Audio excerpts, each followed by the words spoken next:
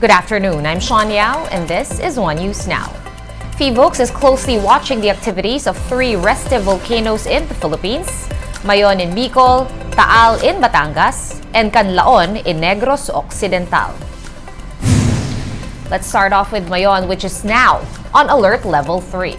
PHIVOLCS raised the alert status of Mount Mayon from level 2 because it was exhibiting an increasing tendency towards a hazardous eruption. This is on the back of increased rockfall events there. A total of 267 rockfall events have been recorded at Mayon since June 5. Let's head on over to the Taal volcano, which sulfur dioxide emissions have already reached Metro Manila and other provinces like Laguna, Cavite, and the Bataan Peninsula. PHIVOLCS is also worried over Taal's increased degassing activity, which is unusual for the volcano.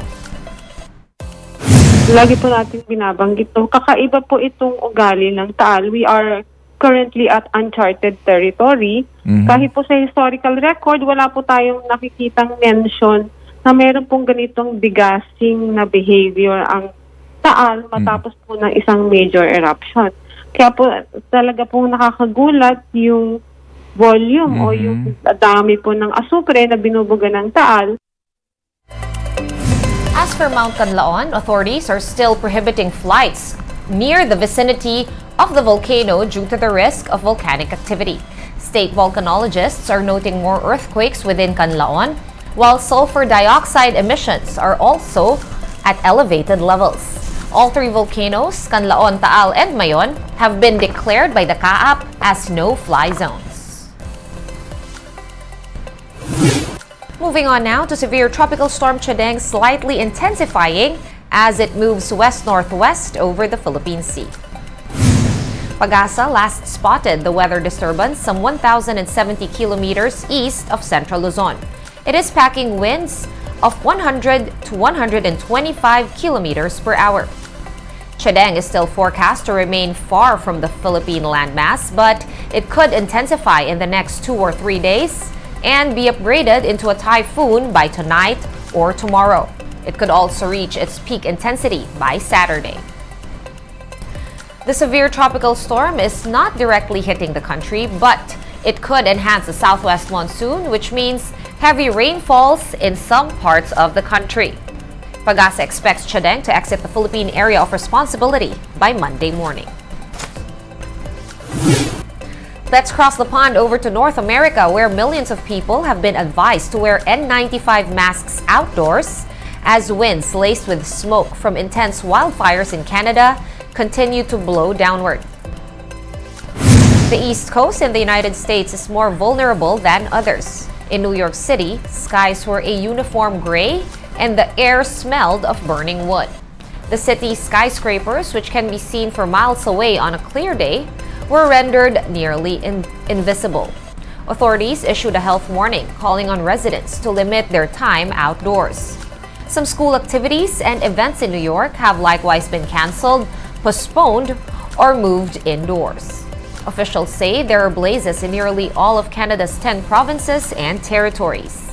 About 3.3 million hectares have burnt, and over 120,000 people have been evacuated as a result of the wildfires. We had dangerously high levels of wildfire smoke from thousands of miles away. This is an unprecedented event in our city, and New Yorkers must take precaution. The New York State Department of Environmental Conservation has issued an air quality health advisory for all 5 boroughs. And at the Vatican, Pope Francis is doing well after his abdominal surgery, which his doctors described as a success. The surgeon who operated on the Pope said that it will take the pontiff a few days to recover after a 3-hour hernia operation. Once his recovery is complete, the Pope is not expected to have any limitations in his travels or other activities. According to the doctor, the Pope was in good spirits when he woke up, going so far as to joke with his doctor. L'intervento chirurgico e l'anestesia generale si sono svolti senza complicazioni Il Santo Padre ha reagito bene sia all'intervento chirurgico che all'anestesia. Il Santo Padre è già sveglio, ha già scherzato e già mi ha preso in giro. Time to take a quick break. One News Now. We'll be back with more stories after that. Stay with us.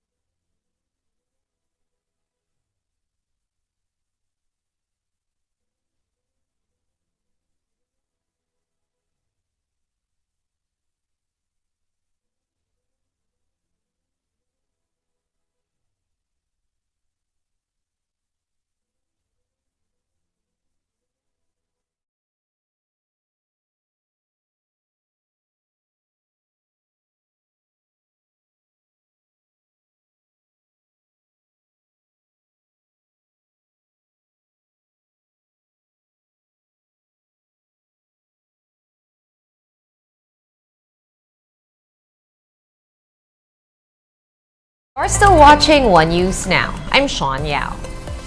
Lawyers of former Senator Laila De Lima will be appealing the dismissal of her bail petition before a Muntinlupa court. De Lima's defense lawyers will be filing a motion for reconsideration, hoping that the court will consider the testimonies of convicted criminals as unacceptable. Recall that the Muntinlupa Trial Court Branch 256 denied De Lima's bail petition yesterday, noting that the probability that a crime has been committed in the drug case. De Lima has been in jail since 2017 and has one remaining drug charge pending a decision. We believe that there is a strong grounds in the petition for bail of our sister, but then again, this is the decision of the court.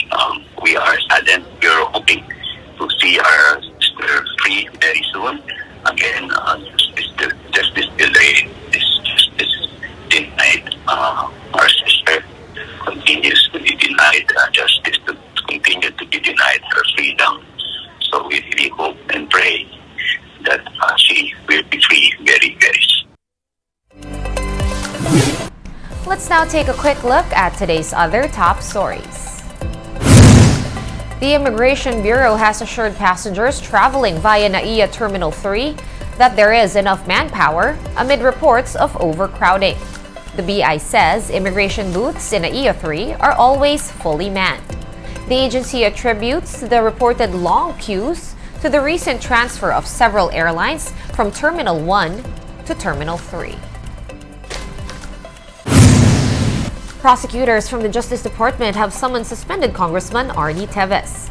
The DOJ said that a panel was created to look into Teves's alleged involvement in the killing of Negros Oriental Governor Roel Degamo.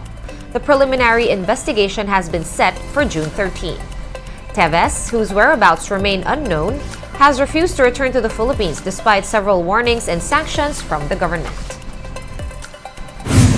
And a French court has handed Malaysia a decisive victory in a dispute with the alleged Filipino heirs of a 19th century Sultan of Sulu.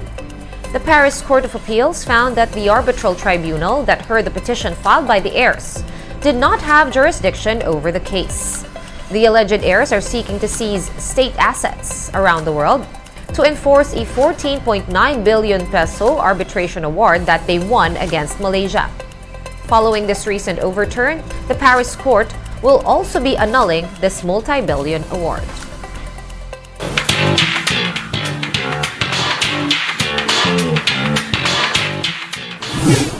After iconic trio Tito, Vic, and Joey announced their big move to TV5, Joey De Leon revealed that Tape's management wanted them to get rid of some of their co-hosts and prompting them to part ways with the production company. In an interview with One News's The Big Story, De Leon says that Riza May Dizon, Ryan Agoncillo, Paolo Ballesteros, and even Maine Mendoza were among the hosts that Tape Incorporated wanted to let go of. He says that even before they became a part of the Kapatid network, they have long been treating each other as brothers and sisters. Pinapatanggal nila si Riza May, yung bata, si Ryan Agoncillo, at saka si Paolo Ballesteros. May mga papasok sila sigurong talent sila. Pati si May na actually nung una eh. Pero sabi ko, hindi pwede eh. Tanggalin nyo na kami lahat. De Leon also expressed gratefulness for the support that the Dabarkads received amid their decision to transfer to TV5. De Leon added that the name of their new program under TV5 is no longer important as long as they provide quality content. But speaking to News 5's Frontline Pilipinas, De Leon got emotional when he talked about the Eat Bulaga brand which he coined. Umiyak ako nung second day. Dahil, hits.